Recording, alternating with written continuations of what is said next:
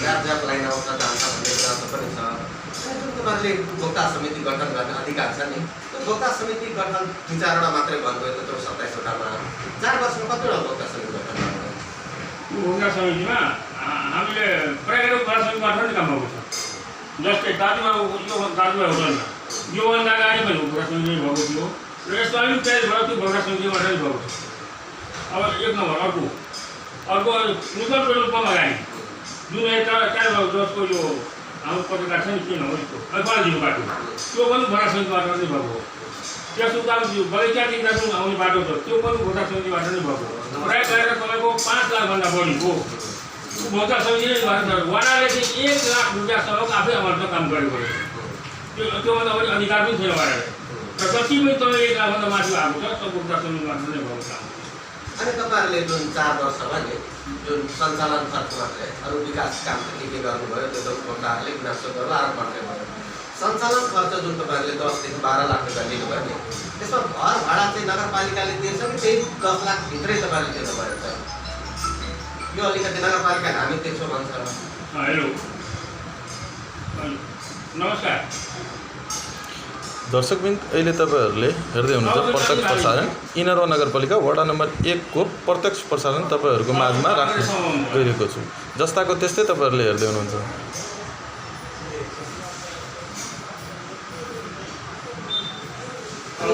सञ्चालन पूर्व मैले बारम्बार गाउँपालिकामा आवाज उठाएको भवन हुनेले पनि 10 लाख नहुनेले पनि 10 लाख किन मलाई भाडा दिनु पर्यो भने त्योभन्दा बढी पाउनुहुन्न र मलाई आजसम्म नगरपालिकाले सञ्चालन खर्चबाट हामी घरमा दिइरहेको नगरपालिकाले 1 रुपियाँ पनि दिएको छैन। 1 नम्बरबाट चाहिँ घर भाडा कति दिनुहुन्छ?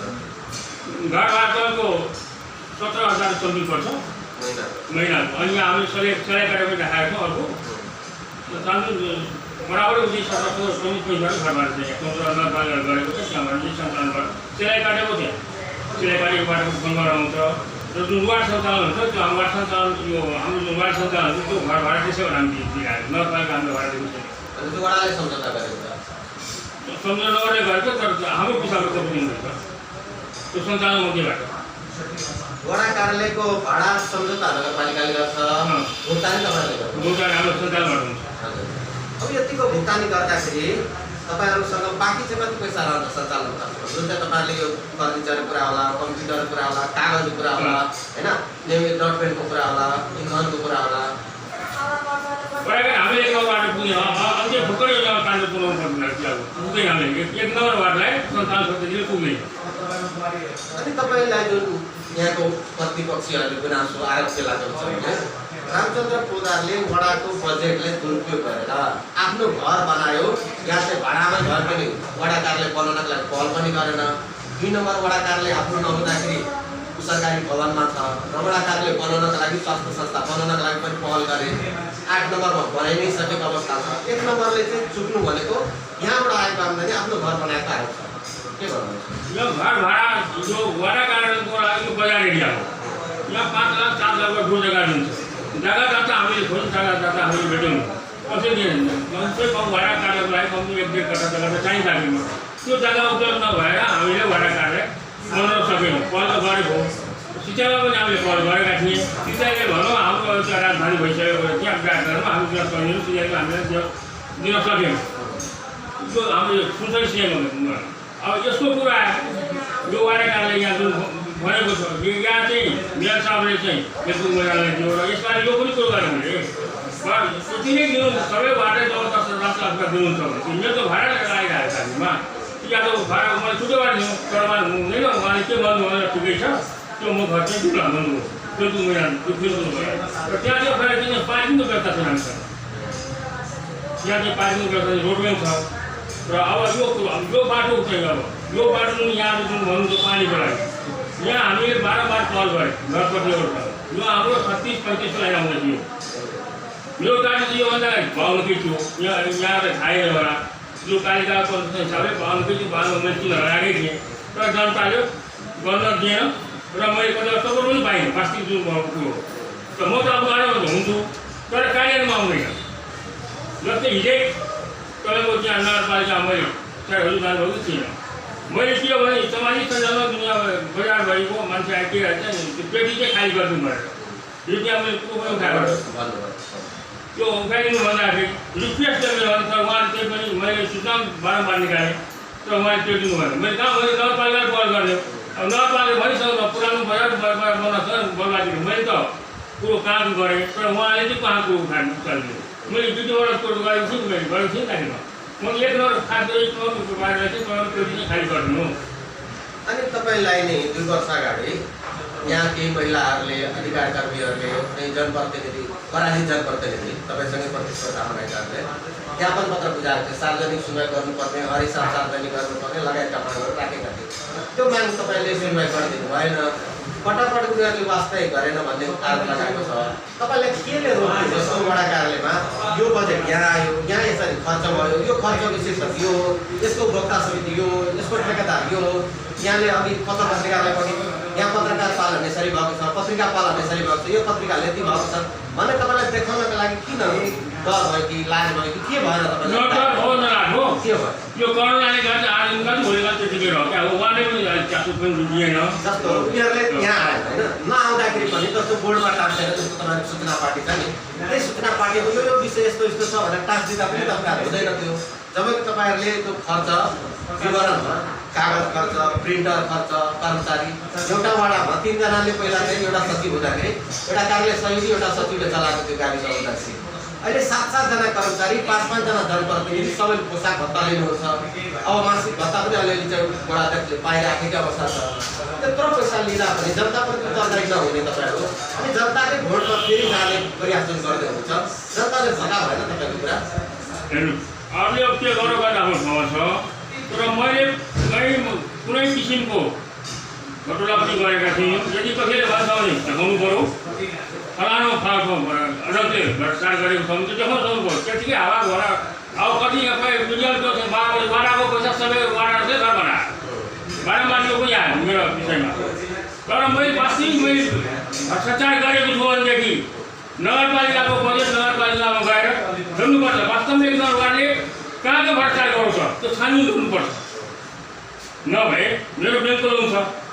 छोडेर कमाएर आएको छ होइन खेतीबारीमा आम्दानी छ अनि घर बनाउनु नै मैले भन्नु चाहिँ आएको मेरो लोन चाहिँ कहिले तिर्दिन्छ आखिरमा अहिले पनि 67 लाख 68 लाख रुपियाँ लोन छ ब्याङ्कको कहिले तिर्दिन्छ आखिरमा यहाँ प्रायः जान्छ गुमासको सुनै पर्छ आखिरमा त्यो उहाँ भन्छ वार्डको पैसा लुटेर घर बनायो प्रत्येक मुद्दा पनि आयो होइन यदि लुट्नु भएको छैन भने जस्तो उनीहरूले हिसाब माग्दाखेरि त्यो वडा कार्यालयको बोर्डमा टाँस्ने के छ त्यति बेलासम्म टाँस दिनुहुन्छ यो 14 वर्ष लाग्यो 5 वर्ष लाग्दैछ चुनाव पनि आउँदैछ तपाईँले गरेको कामहरूको राम्रो काम यो गरे भनेर टाँस्नको लागि तपाईँलाई अप्ठ्यारो छ कि के अप्ठ्यारो छैन अनि किन टाँस्नुहुन्छ जस्तो हो नेपालको संविधानको मौलिक हकको धारा 27 सूचना सम्बन्धीको हकले के भन्छ भने प्रत्येक पालिकाको प्रत्येक वडाको प्रत्येक सरकारी निकायको 3-3 महिनामा आफ्नो सूचना अध्यापन गर्नुपर्छ यो खर्च यहाँबाट आम्दानी यहाँबाट आएको छ यसले गरेको छ भन्ने कुरा देखाउनका लागि व्यवस्था गरेको छ जनता लाटा भयो बुझेन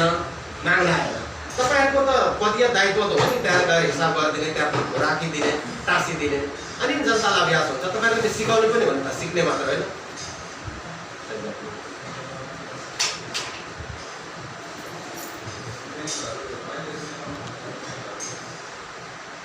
तपाईँ सेवाग्राही हो यहाँ जुन कर बढाएको छ नगरपालिकाले त्यो चाहिँ अत्याधिक भयो भनेर गुनासो गर्छ एउटा सेवाग्राही हिसाबले के ठिक छ कर तिर्नुपर्ने अवस्था तपाईँ व्यवसाय पनि हो अब अलि मिलाएर लिनुपर्ने हो अलि बढे जस्तो लाग्यो यो त अत्याधिक नै भयो किनभने पहिला नगरपालिका थियो नि पहिला पनि तर यति थिएन अब जनप्रतिनिधिहरू पढेर हामीलाई झन् सुविधा हुनुपर्नेमा झन् असुविधा भयो भनेर गुनासो छ अब यो के हुन्छ कर्मचारी बेसी भएकोले गर्दाखेरि पनि अब यो बढाउनु बाध्यता भएको पनि सक्छ भने कर्मचारी पालनको लागि व्यवसायहरूले पनि आँखा चिम्लेर कर तिरिराखेको छ करको पैसा कहाँ खर्च हुन्छ भनेर थाहा छ तपाईँलाई हामी अब बढिया छैन सोध्नु पनि भएको छैन कसैलाई सोध्ने इच्छा छ तपाईँलाई कि यो कहाँ खर्च हुँदैछ जान्ने इच्छा छ छैन सोध्ने इच्छा नभए पनि जान्ने इच्छा छ छैन जान्ने इच्छा त होला अब आफूलाई घुसन नभएर पनि हुनसक्छ अहिले तपाईँ के काम लाग्यो घर नक्सा कति पैसा लाग्यो घर नक्सा कति पैसा लाग्यो 360 रुपियाँ सिफारिसको लागि फेरि नक्सा पास गर्नु पर्यो भने त्यसको लागि छुट्टै हो।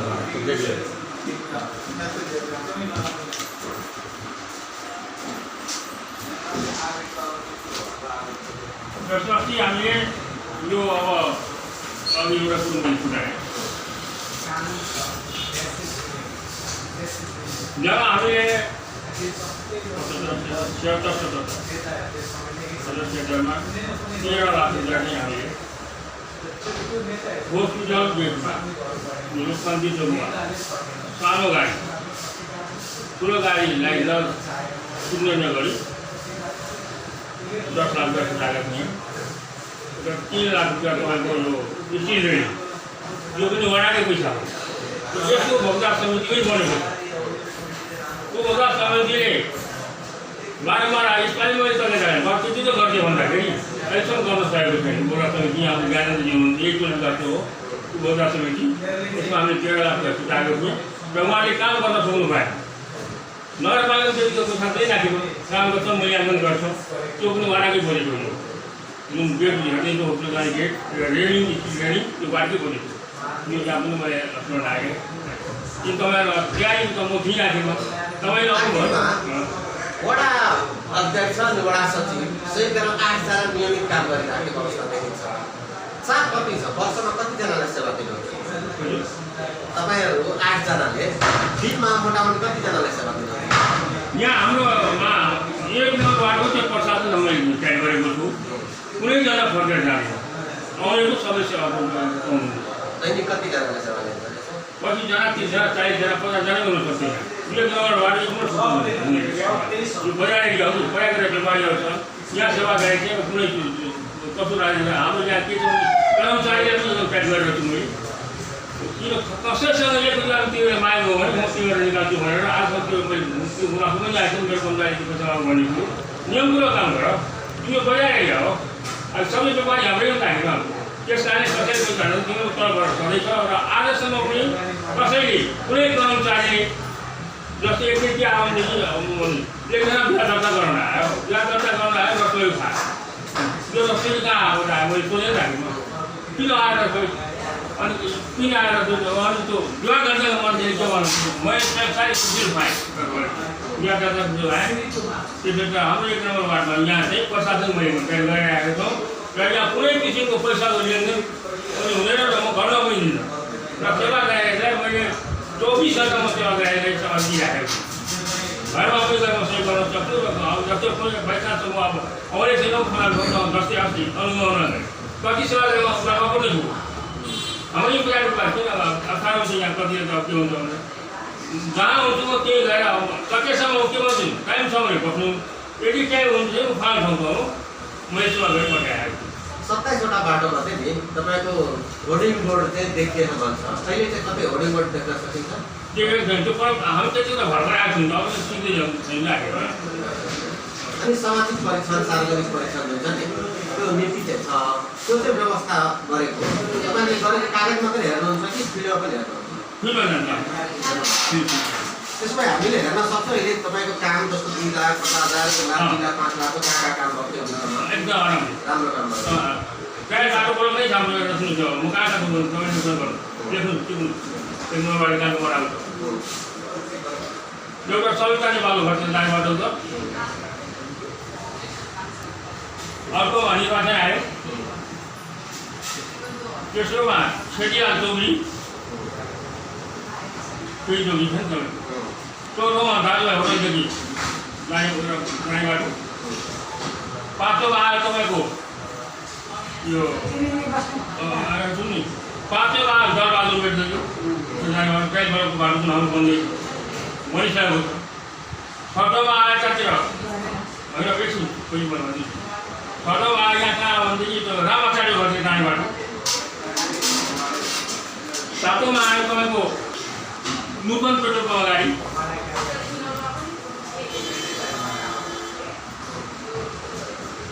8औँमा आयो तपाईँको द्वारका पोखरी। 9औँमा आयो तपाईँको 9औँमा त्यो अगाडि हो क्या 9औँमा यो गटरा पुगेर नाम गरेर नै बनाएको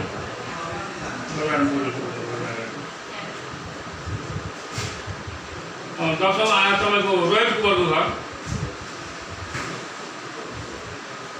11मा आयो दीपक परियार घर थियो उत्तर ट्रेनबाट,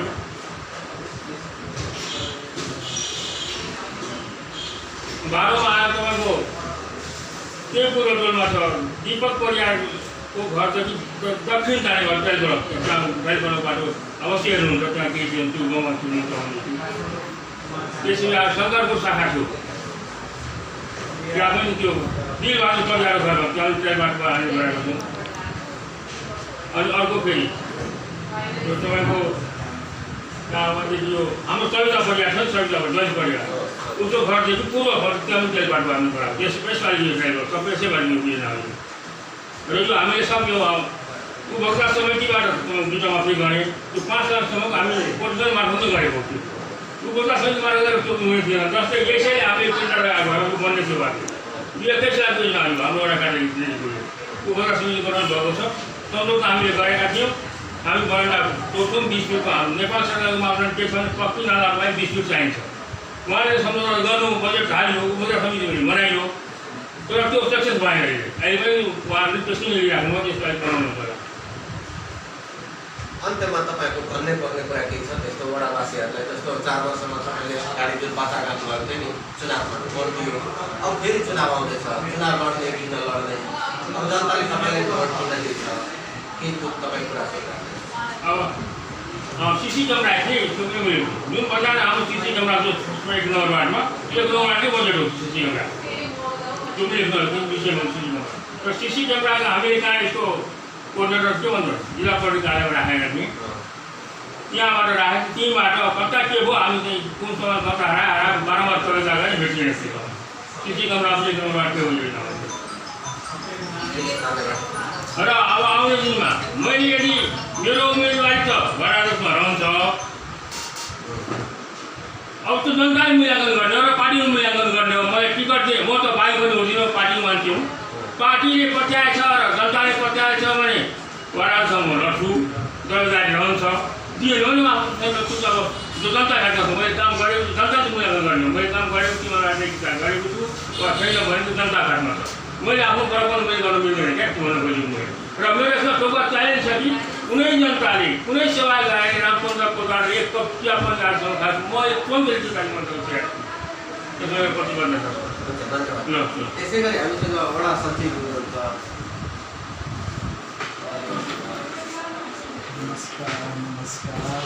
हाम्रो वडा सचिव सर हुनुहुन्छ। खास गरेर यो वडाको नि सेवाप्रति जनताले अलिकति सेवा सुविधा चाहिँ चुस्त दुरुस्त भएन भन्ने गुनासो गर्छ।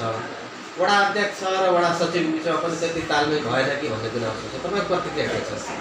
होइन, अब गर्ने र तालमेल गरेर नै गरिरहेको छौँ होइन। त्यस्तो गुनासो अब काममा त्यस्तो गुनासो लिएर यस्तो उस्तो भनेर चाहिँ यहाँ आउनु भएको छैन।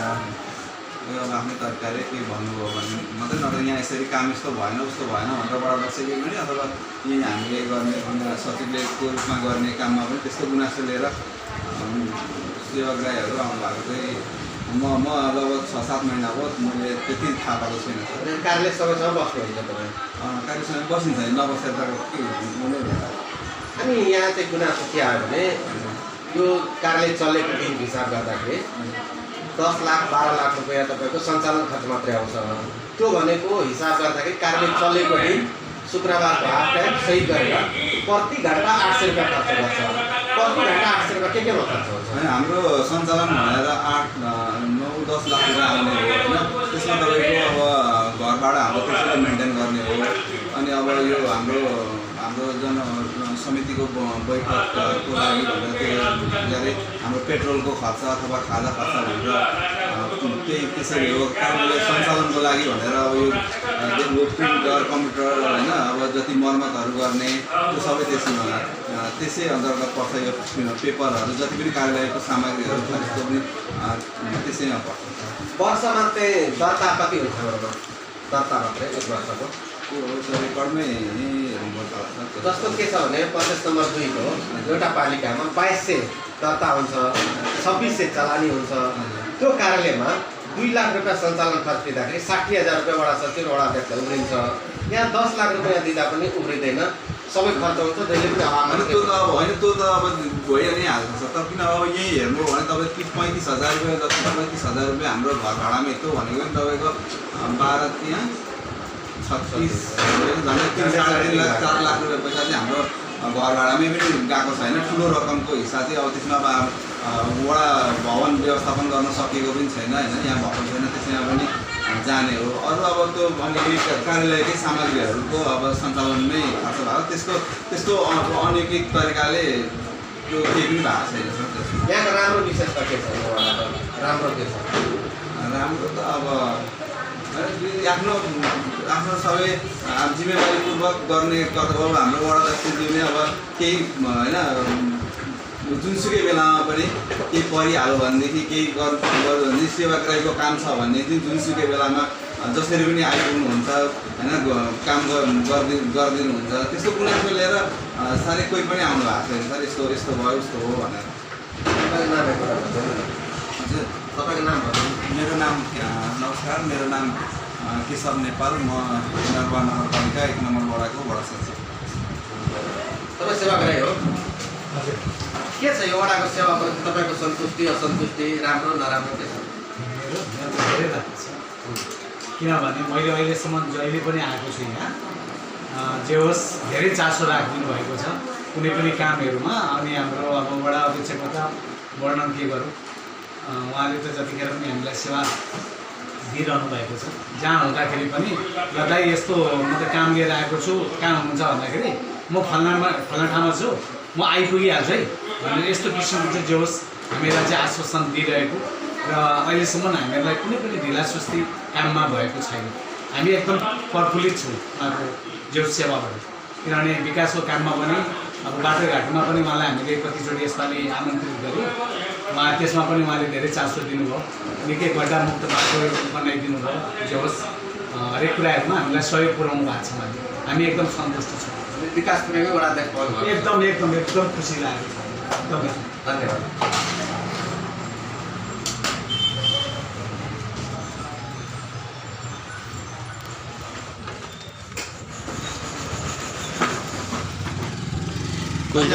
श्रोता दर्शक आज हामीले सुनसरी सदरमुकाम नेरुवा वार्ड नम्बर 1 वडा कार्यालयका निरीक्षण गरेका छौँ जहाँ 7 जना कर्मचारीहरू छ बसेर उभिएर सेवा दिइराखेको अवस्था छ वडा अध्यक्षले आफ्नो सेवा पारदर्शी दिएको दाबी गरे पनि स्थानीयहरूले हामीले टिपाउँदाखेरि पारदर्शिता भएन र सार्वजनिक सुविधा सामाजिक परीक्षण लगायतका सुशासनको अभ्यास गरेन भन्ने गुनासो थियो र त्यो गुनासो स्वीकार पनि गरेको छ 2 वर्ष अगाडि नै केही सङ्घ संस्थाहरूले त्यो ज्ञापन पत्रको काम कोभिड कारणले गर्दा कार्यान्वयन गर्न सकेनौँ भन्ने गुनासो गरेका छन् फेरि पनि हामीले अर्को वडा अर्को सरकारी निकाय र अर्को स्थानको पुनः छड्के अनुगमन गर्ने नै हो अहिलेलाई बिदा हुन चाहन्छु क्यामेरामा लुकमानलाई धन्यवाद दिँदै म जय कृष्ण बिदा हुन चाहन्छु हवस् नमस्कार